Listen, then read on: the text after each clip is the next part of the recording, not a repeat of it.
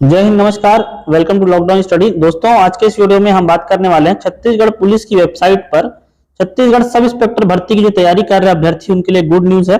वो ये है कि इसके लिए सिलेबस अपलोड कर दिया गया। यहाँ पर आप लोग देख पाएंगे छत्तीसगढ़ पुलिस की वेबसाइट में कि सिलेबस फॉर सूबेदार एसआई प्लाटून कमांडर एग्जाम्स, ठीक है। और ये 28 मार्च की तारीख है, 28 मार्च 2023, ठीक है। और यहाँ पर आप लोग क्लिक करेंगे तो फाइल का जो साइज लिखा हुआ है 165 KB, तो यहाँ पर आपको एक पीडीएफ डाउनलोड हो जाएगा। अगर मान लीजिए आप वेबसाइट डाउनलोड नहीं करना चाहते हैं तो आप हमारे टेलीग्राम चैनल को ज्वाइन कर सकते हैं। नीचे लिंक दिया गया है, वहां पर जाएंगे तो आपको एक पीडीएफ प्राप्त हो जाएगा जिस पर सिलेबस के बारे में डिटेल दिया गया है। चलिए अब आगे चलते हैं, सिलेबस को भी कंप्लीट देख लेते हैं। तो दोस्तों, घबराएंगे नहीं, ध्यान से समझेंगे। छत्तीसगढ़ पुलिस ये पीडीएफ जारी किया गया है और यहाँ पर मुख्य परीक्षा एसआई का सिलेबस जारी किया गया है। यहाँ पर आप लोग देख पाएंगे मुख्य लिखित परीक्षा हेतु पाठ्यक्रम। पहले ही आप सभी लोग को पता है 3 पेपर देने हैं, सिलेबस बहुत बड़ा है, ईमानदारी से पढ़ाई करेंगे तभी कवर हो पाएगा, ठीक है। पूरा 8 पेज का पीडीएफ आया हुआ है। तो देख पाएंगे जो यहाँ पे विषय लिखा गया है, ध्यान से समझेंगे इस चीज को, बहुत कंफ्यूजन है लोगों के मन में। यह है पेपर नंबर 1, ठीक है। ये पेपर नंबर क्या है आपका 1 है, जिसमें हिंदी पूछा जाएगा और अंग्रेजी पूछा जाएगा। क्योंकि सिलेबस में यह नहीं बताया गया कितने नंबर की हिंदी है, कितने नंबर की इंग्लिश है, ठीक है। इसलिए आप पुराना जो है राजपत्र उसी को मान के आगे पढ़ाई कर सकते हैं। पहला पेपर जो आपका होने वाला है उसमें हिंदी और इंग्लिश दोनों आएगा। यहाँ पाठ्यक्रम देखेंगे पूरा कॉपी पेस्ट कर दिया गया है। जो आपका सिलेबस होता है एनसीईआरटी वगैरह का, तो इसमें हिंदी एवं अन्य भारतीय भाषाएं, हिंदी वर्णमाला है, व्याकरण है, पर्यायवाची, विलोम और एकार्थी शब्द है, तत्सम तद्भव, उपसर्ग, प्रत्यय, संधि, समास, लोकोक्तियां हैं, मुहावरे हैं, ठीक है। छत्तीसगढ़ की लोकोक्ति मुहावरे हैं, त्रुटि संबंधित अनेकार्थी शब्द हैं, ठीक है। वाक्य संशोधन वगैरह है। आगे और जाएंगे तो यहाँ रस, छंद, अलंकार सारी चीजें दी गई हैं, ठीक है। हिंदी के प्रसिद्ध कवि हैं, लेखक, उनकी रचनाएं हैं। छत्तीसगढ़ के प्रसिद्ध कवि, लेखक, उनकी रचनाएं हैं। संक्षिप्तीकरण है, वाक्य भेद है, ठीक है, काव्य बोध है। ये सारी चीजें जो है हिंदी का सिलेबस है। और अपठित गद्यांश भी यहाँ पे आपको पूछा जाएगा। देख पाएंगे गद्यांश और पद्यांश, शीर्षक, सारांश एवं प्रश्न उत्तर यहाँ से पूछे जाएंगे। तो ये पूरा हिंदी का सिलेबस था। और इंग्लिश का सिलेबस लग रहा है छोटा, लेकिन ये भी छोटा नहीं है। क्यों? ऐसे राइटिंग, ठीक है। यहाँ पे निबंध रखने, ऐसे राइटिंग मतलब आपको निबंध लिखने के लिए कहा जाएगा इंग्लिश में, ठीक है। हिंदी टू इंग्लिश ट्रांसलेट करने के लिए कहा जाएगा और इंग्लिश टू हिंदी ट्रांसलेट करने के लिए पूछा जाएगा।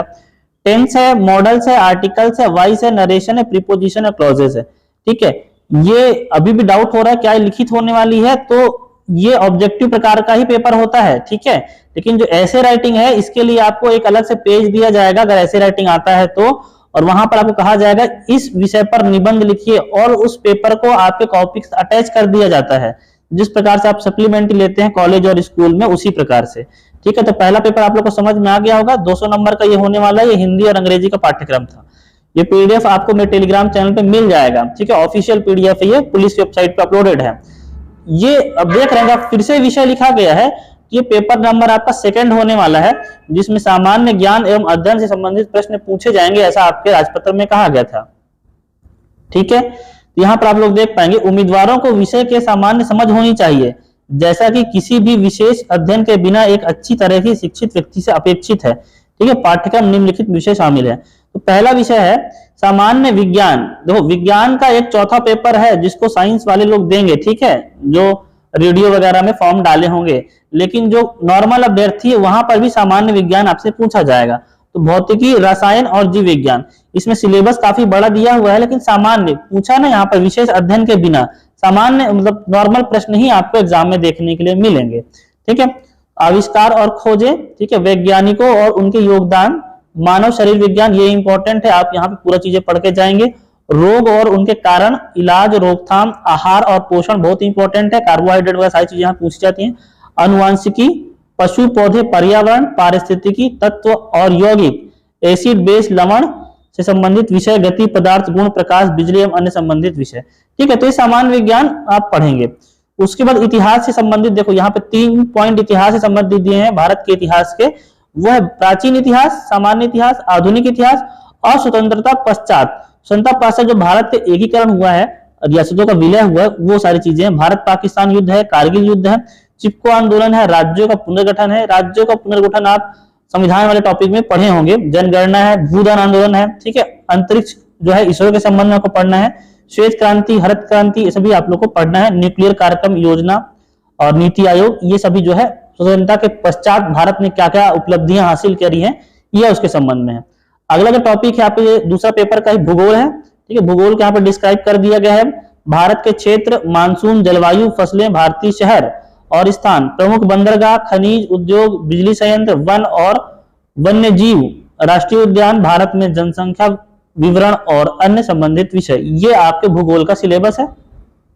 ठीक है, आगे देखते हैं जो अर्थशास्त्र का सिलेबस है वो है भारत में कृषि, औद्योगिक विकास, ग्रामीण विकास, मूल्य नीति, मुद्रास्फीति, जनसंख्या और गैर रोजगार समस्याएं, आयात और निर्यात, पंचवर्षीय योजना, आर्थिक संगठन, भारत एवं विश्व संबंधित विषय। ठीक है, ये आपका अर्थशास्त्र का सिलेबस है। भारत की राजनीति ये है आपका 7वां पॉइंट है। यहाँ पे संविधान पढ़ना है आपको, भारतीय संविधान, नागरिकता, चुनाव, संसद, राज्य विधायिकाएं, कार्यकारी, ठीक है, स्थानीय शासन, केंद्र राज्य संबंध, विदेश नीति और अन्य संबंधित विषय। ठीक है, तो ये जो था आपका सेकंड पेपर था और सेकंड पेपर भी कंप्लीट खत्म नहीं हुआ है। यहाँ पर देखेंगे 8वां पॉइंट इसमें सामान्य ज्ञान और करंट अफेयर और पूछा गया है, खेल, अंतरराष्ट्रीय पुरस्कार, ये सभी क्या है, ये तो इतना तो भारत का था।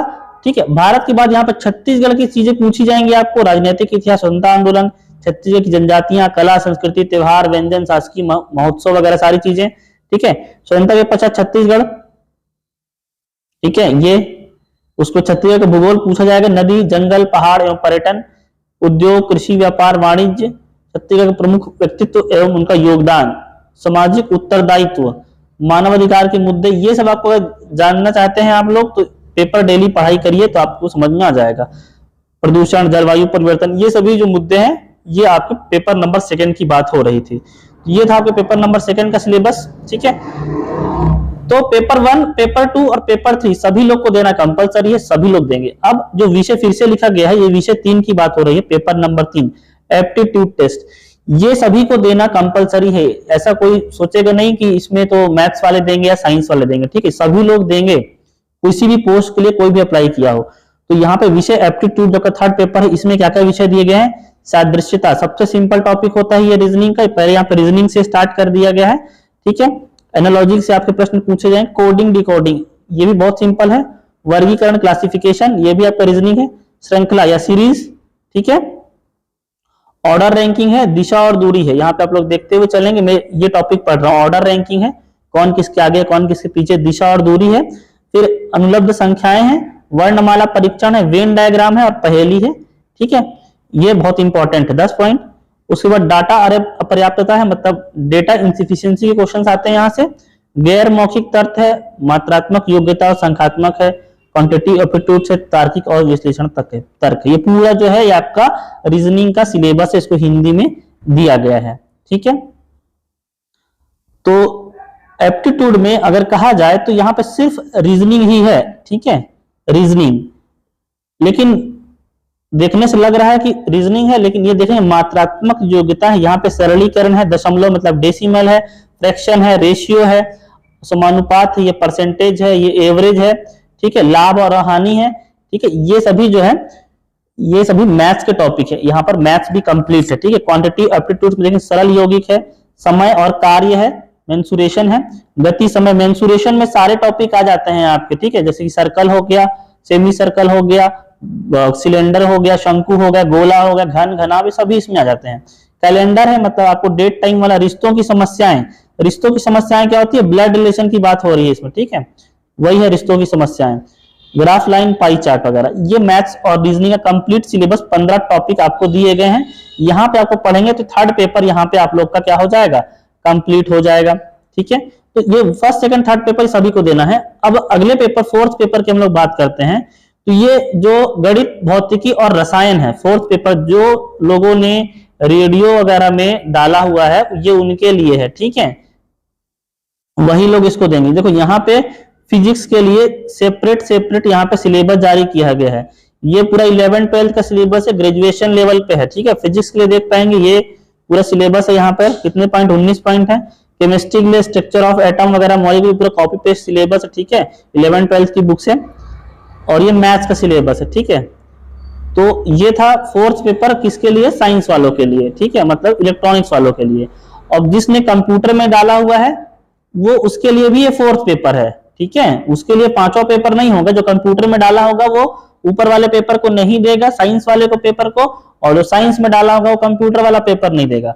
ठीक है। तो कंप्यूटर का सिलेबस ये देखिए, ये पूरा सिलेबस, इसको मैं डिटेल डिस्क्राइब नहीं कर रहा हूं क्योंकि ऑप्शनल देने वाले बहुत कम है। तो ये 8वां पेज था।